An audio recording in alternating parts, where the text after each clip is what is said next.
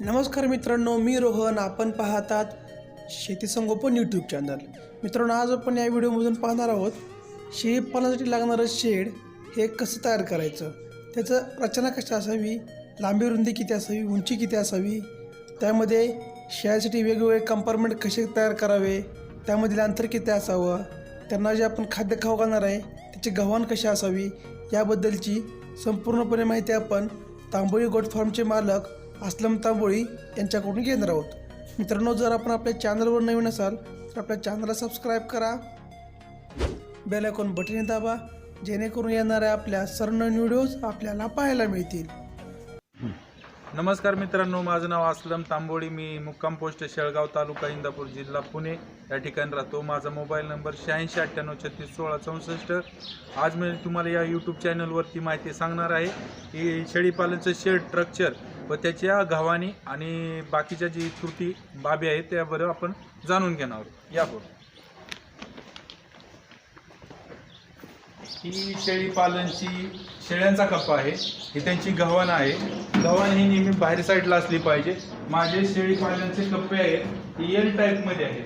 L म्हणजे 2 साईडनी खाता येतं अशा शेळीपालन आहे. खाली PCC आहे, स्वच्छतेसाठी PCC केलेलं आहे, कारण गोचिड पिसावा ह्याच्यापासून बचाव होण्यासाठी जे PCC केले आहे, स्वच्छताही राहते.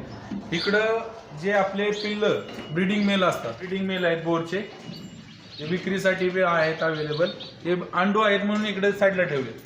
दुसऱ्या कप्प्यात आहेत ते कुर्बानीसाठी बोकड जे सांभाळलेले आहेत, ते खस्सी बोकड आहेत ते ठेवलेले आहेत. यातही तसंच केलेलं आहे. 3 साईडनं गव्हाणी आहेत, मध्ये एक वीट सोडलेली असते कॅल्शियम वीट चाटण्यासाठी. खाली PCC आहे, मध्ये पाण्याची कुंडी आहे. दुसरं सांगायचं झालं तर हा लहान पिल्लांचा म्हणजे मीडियम साईजची पिल्लं आहेत त्यांच्यासाठी कप्पा आहे. तिथं एक म्हणजे 2 महिन्याची जी पिल्लं असतील त्यांच्यासाठी कप्पा आहे. हे 3-4 महिन्याची पिल्लं आहेत त्यांच्यासाठी कप्पा, म्हणजे वेगवेगळे पिल्लांसाठी वेगवेगळे कप्पे केलेले आहेत आपण. त्याची बघत असाल तुम्ही, ह्याच्यापेक्षा ह्याची हाईट थोडी जरा खाली आहे. हे पेस आहे ना असा कमी आहे, हा जास्त आहे. ह्याच्यामधून आरामशीर ते मुंडी बाहेर काढून खातात आणि मागे जाऊन परत नंतर बसतात.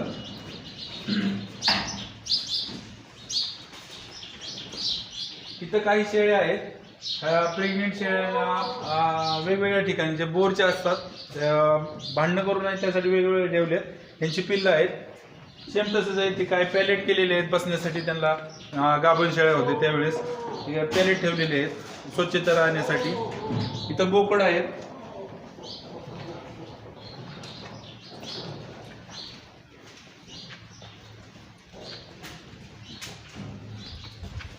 मित्रांनो, ही लहान पिल्लं आहेत, एक 15 ते 20 दिवसाची.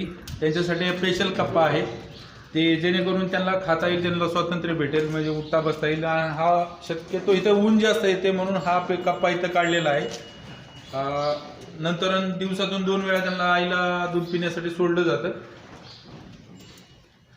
हा जे तुम्ही पेज बघत आहेत त्याला 20x15चा हा गव्हाणीचा कप्पा आहे. या तुम्हाला सविस्तर माहिती देतो. इथून 15 फूट आहे, ते 20 फूट आहे. या ठिकाणापासून जे सावलीचं जे क्षेत्र आहे ते 15 फूट आहे. इकडं जे उन्हाचं जे क्षेत्र येतं ते 17 फूट आहे. इथं पाण्याची कुंडी केलेली आहे, यात पाठी टाकायचं, पाणी सोडायचं अशा प्रकारे. खाली संपूर्ण 100% PCC आहे.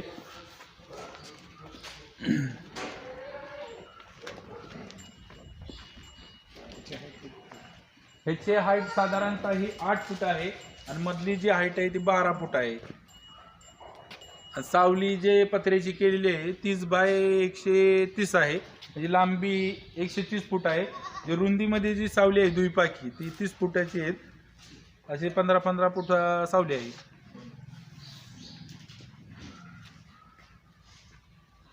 शेड नेहमी पूर्व पश्चिम असावं. दक्षिण उत्तर शेड असेल तर पावसाचे बरेचसे प्रॉब्लेम येतील तुम्हाला, पाणी आतमध्ये येईल, ऊन पडत नाही शेडमध्ये दोन्ही साईडला. तर शेड नेहमी पूर्व पश्चिम असेल तर तुम्हाला शेळीपालनमध्ये बरेच फायदे होतील. हे जाळी आपण बऱ्यापैकी याला कागद लावलेला आहे काळा त्या जाळीच्या पाठीमागून, कारण इतर मांजर कुत्रं हे जातात त्यावेळेस शेळी जनावरे घाबरतात या ठिकाणी, आणि वारा किंवा इतर जनावरांपासून संरक्षण होण्यासाठी हे कागद लावलेले आहेत जाळीला.